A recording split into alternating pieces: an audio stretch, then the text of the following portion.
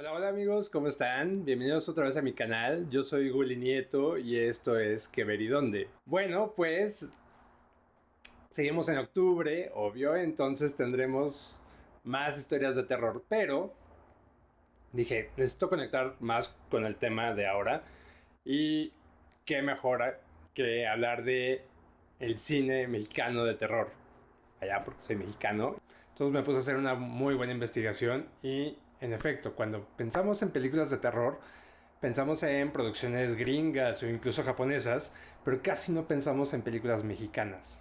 Sin embargo, déjenme decirles que la historia de México para hacer producciones de terror es enorme y data desde 1933 más o menos. Entonces, no se me despeguen, acompáñenme en este paseo de películas de terror mexicano y comenzamos.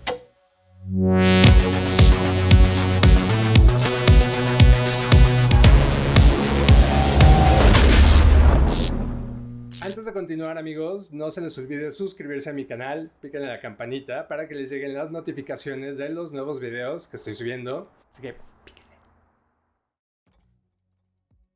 Todos conocemos a alguien o hemos tenido alguna historia de miedo en nuestras vidas, ¿no? O sea, es parte del imaginario colectivo.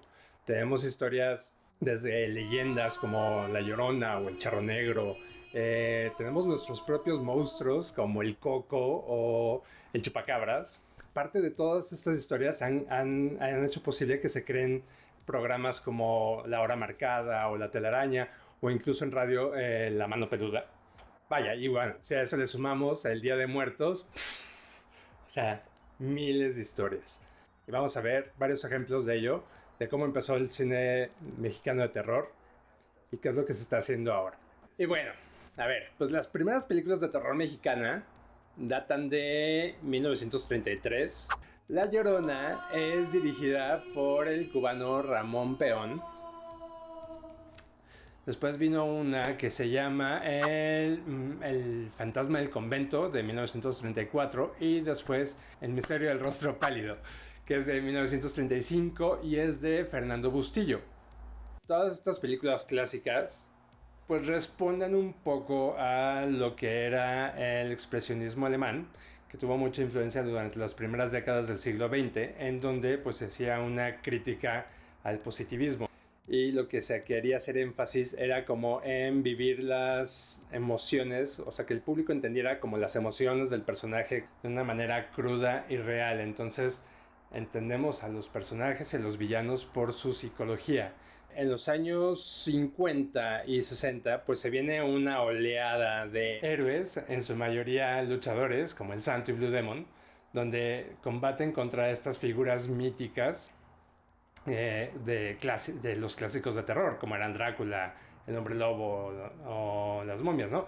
Entonces por eso salen películas como El Santo contra las Momias de Guanajuato o El Santo y Blue Demon contra Drácula y El Hombre Lobo. Aquí lo más importante era de que ya había cine a color.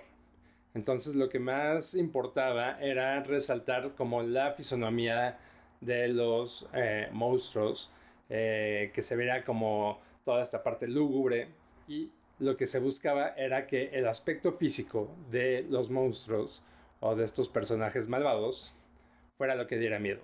Pero en los 50 no todo era eh, luchadores y vampiresas. En 1958 salió El Vampiro, que es de Fernando Méndez, donde básicamente se trae la historia de Drácula, o se hace una adaptación de la historia de Drácula en México. Esta es considerada como una película de culto. Entonces, todas estas películas clásicas las pueden encontrar en YouTube. Échenles una ojeada. La verdad es que si no les da miedo, por lo menos sí se van a entretener bastante para que entiendan cómo ha ido evolucionando el cine de terror en México desde la época post-revolucionaria. Y bueno, entramos a la década de los 60, que es cuando realmente inicia la época dorada del cine de terror mexicano.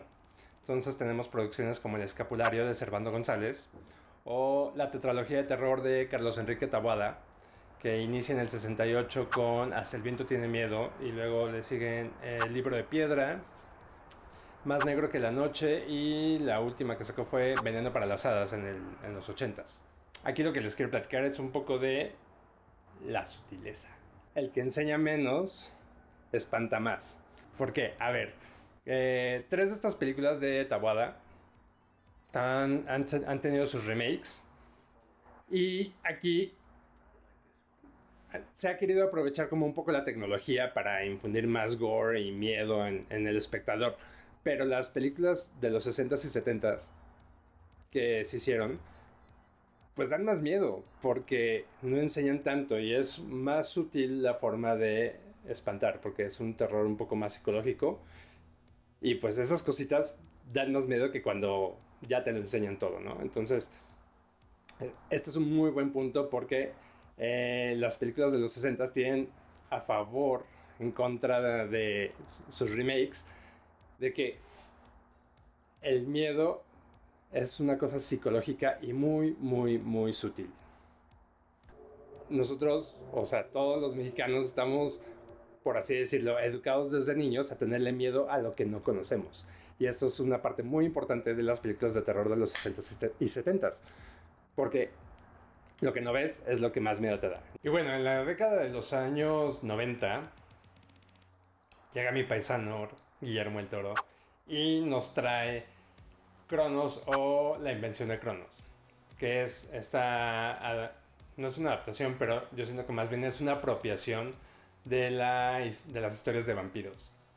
La verdad es que es de las películas como más terroríficas que vi en los 90, y déjenme decirles que es algo que me encanta de lo que hace Guillermo el Toro. Toma una historia que es conocida y la reinventa totalmente. O sea, se la apropia, la mexicaniza, le mete toda la imaginación y nos enseña y nos trae un producto que es muchísimo más vistoso, es muy novedoso y es como una nueva forma de ver las películas de terror. Bueno, y repite la misma fórmula y nos cuenta una historia de fantasmas en El Espinazo del Diablo, que es esta película donde nos platica la historia de un niño fantasma en un internado en medio de la Guerra Civil Española. Para mí es una de las películas de Guillermo del Toro que hay que ver porque es muy, muy buena, te mete unos muy buenos sustos, la historia está increíble. Toda esta ola, yo creo que marcó un parteaguas en el cine mexicano. Porque a partir de esto, como que todo el mundo volteó a ver a México y dijo, wow, a ver, los mexicanos están haciendo cosas diferentes, están contando historias nuevas, están dando unas nuevas versiones y una nueva perspectiva y una nueva forma de contar historias. Entonces, esto dio pie a historias como Kilómetro 31 o la antología de historias de terror que es de México Bárbaro. Entonces, aquí la importancia de que hablemos de Guillermo el Toro como un referente dentro del cine de terror nacional. Una de las cosas que yo me he dado cuenta con todas estas películas que estuve viendo fue que la mayoría de las películas suceden no en ciudades o en urbes grandes, sino en zonas rurales o en casonas alejadas o en pueblos pequeños, ¿no? Lo que me lleva a esta reflexión. Porque la mayoría de las películas de terror mexicano no solamente cuentan historias de miedo, hacen una crítica social. ¿Y por qué? Porque en estas zonas rurales o en estas zonas apartadas o en estos pequeños poblados es donde hay más injusticias, donde la desigualdad está más marcada, donde incluso el crimen organizado se ha metido y a estos pobladores no solamente les han robado sus bienes y pertenencias, sino también les han quitado la paz y a muchos de ellos la vida. Entonces, esta forma de hacer una reflexión sobre lo que está pasando en nuestra sociedad a través de películas de terror es algo muy característico de lo que se está haciendo en cine en México. Porque qué mejor que una película de miedo para mostrar los verdaderos horrores de la sociedad. Entonces, esto es un muy, muy buen detalle de las películas mexicanas porque no solamente tratan de infundir miedo, sino tratan de invitar a la reflexión de lo que está pasando dentro del país. Lo que me lleva a la primera recomendación que les voy a dar, que es la película Vuelven, de 2017 dirigida por Issa López. Y ha tenido varios reconocimientos internacionales, pero yo siento que uno de los reconocimientos más importantes es el comentario que puso en Twitter Stephen King sobre esta película, que dijo que es una película súper recomendable para ver. Entonces, tiene muy buen aval y les voy a contar un poco de qué va la historia. La historia va de Estrella, una niña de 10 años que va a la escuela y sucede un tiroteo en su escuela. Entonces su maestra le da 3 gises y le dice que los cuide mucho porque cada uno de estos gises es un deseo. En ese tiempo su madre desaparece, como muchas mujeres han desaparecido en este país, sin dejar rastro. Entonces Estrella toma un gis y desea que su madre vuelva. Podría aplicar la de ten cuidado con lo que deseas porque se te puede cumplir. ¿Y qué pasa aquí? Que las cosas no siempre regresan como uno espera o como uno quiere. Entonces, algo que me encantó de esta película es de que no abusa de los efectos especiales. Todo es como parte de la fantasía que tiene esta niña. Entonces es como una fábula, pero de miedo. Algo que me encanta que dijo Issa López, yo no recuerdo las palabras textuales, pero hablaba de que pues en un país donde ha habido tanta muerte y tantos desaparecidos, pues todas estas personas desaparecidas iban a tener que volver de una forma u otra a buscar justicia, ¿no? Entonces, amé que tomara un problema social, que lo convirtiera en una historia de terror para hacer reflexionar a las personas sobre qué es lo que está pasando en nuestro país. Y entonces ahí un super like. La película la pueden encontrar en iTunes para renta. La verdad es que está a muy buen precio, o sea, no está nada cara. La fotografía está excelente. Amé la fotografía, sobre todo hay una escena donde hay un niño que está bailando con un paraguas. La verdad está súper padre esa escena, se me hizo muy bonita y ahí es cuando dices, incluso en las películas de terror puede haber cosas muy bonitas para retratar de nuestro México o de la realidad en la que estamos viviendo. Y no es un desperdicio, se la van a pasar muy bien. La siguiente película de la que les quiero hablar se llama Belzebub, que es del 2019.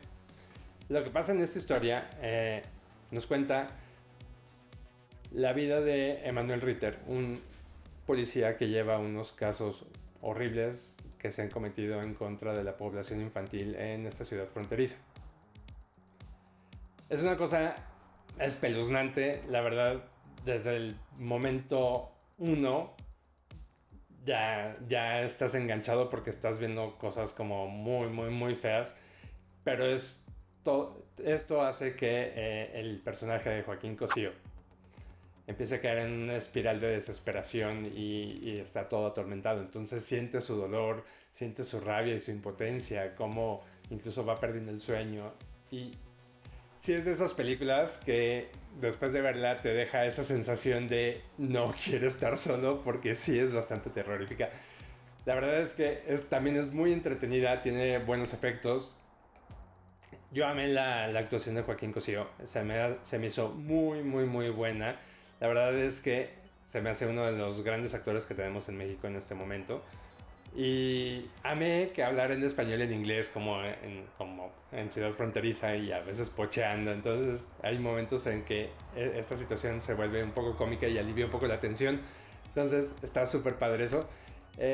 No se le pierdan, está en Prime Video. Está muy entretenida, así que échenle un ojo y déjenme sus comentarios si ya la vieron y si les causó el mismo miedo que a mí. Y bueno amigos, hasta aquí las recomendaciones de la semana. No se les olvide seguirme en mis redes sociales, estoy en Twitter y en Instagram como Guli Nieto. Si les gustó el video, pónganle un like, recomiéndenme, compártanlo con sus amigos y pues nada, nos vemos la próxima semana. Chao.